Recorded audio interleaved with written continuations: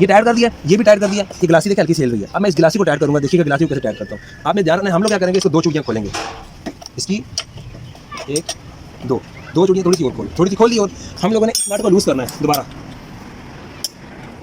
इस नट को हम लोग लूज़ करेंगे, ये लूज़ किया। लूज़ करने के बाद हम लोगों ने क्या करना है, इस नट को हमने चोट मारना है, ठीक है। अब हम लोग इस नट को टाइट करेंगे दोबारा। कई दफ़ा इसकी रबड़ खत्म हो जाती है, लेकिन अभी हम लोग इसको खोला नहीं है, हम लोग इसको ऐसे ही टाइट करेंगे, देखिएगा आप।